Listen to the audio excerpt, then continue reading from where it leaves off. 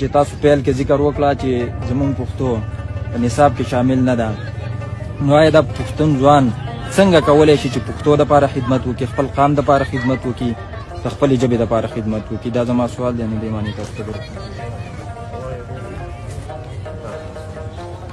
داسې ده که نه چې پښتو دا زموږ د ټولو پښتنو قامي ژبه ده او د دې لپاره به په شریکه باندې کار کول غواړي. تاسو ځوانانو ته زه یو خواست کوم لکه چې موږ تاسو څه کولی شو. یو خو مسله لویه ده، په نصاب کې به یې راولو، په نصاب کې به یې ځای کوو، یا په اتلسم آیینین کې تعیني ترمیم کې د کریکولم حق چې کوم دی موږ ګټلی دی راکول نه شي، دا خو لویې خبرې دي.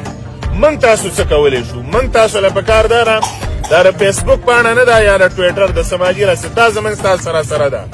هر یو ځوان دا فیصله وکړي چې په دې کې لیکل په پښتو کې کوئ. هر لیک چې تاسو کوئ دا په پښتو کې کوشش کوئ.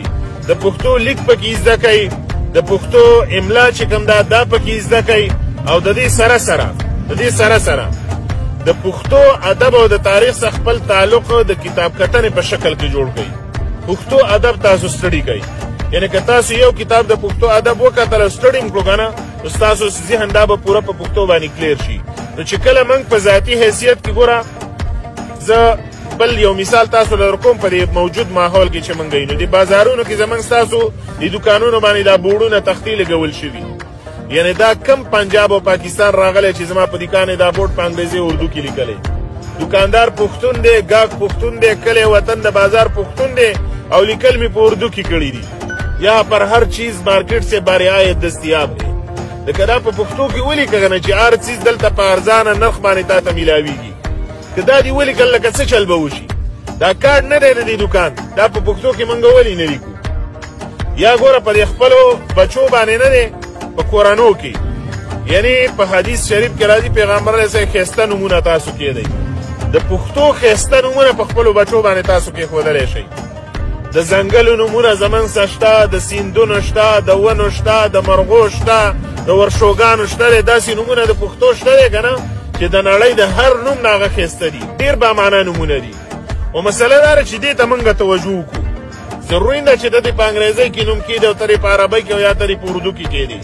پښتو کې که نوم کېښود اکثر د دې نومونو ترجمې تپوس زموږ نه خلک کوي د دې نوم څه معنا ده. اوس که دا نوم دې په پښتو کې معلوم که او کېښودو که نه، نو ترجمه هم درته معلومه شوه، کنفیوژن هم درته ختم شي چې د نوم معنی سمه ده او که ورانه ده. د مانځه نه پس دا دعاګانې نه دي لکه دا په پښتو کې موږ ولې نه غواړو؟ دا خو نه په قرآن کې منع راغلي دي، نه په حدیث کې منع راغلي دي. لکه دا دعا په پښتو کې موږ ولې نه غواړو؟ دا نیت موږ په پښتو کې نه تړو، یعنې دا نیت چې تړو مانځه پښتو کې تړو که نه. په کوم اسلام کې حدیث چې قرآن کې راغلي چې پښتو کې نیت مه تړه. څنګه نیت تړل روا دي داسې دعاګانې هم روا دي. نو موږ دا څیزونه کولی شو که دا موږ رواج شو که نه په خپل ځای کې په خپل ذهن کې نو د نړۍ قانون همدغه شانته کې کوي. بار دنیا ته که تاسو لاړئ نو ټول خلک په مورنۍ ژبه کې لګی دی. انګریزي د ټکنالوژۍ ژبه ده، د ضرورت ژبه ده، خو د استعمار ژبه ده، د غلبې ژبه ده، د تسلط ژبه ده.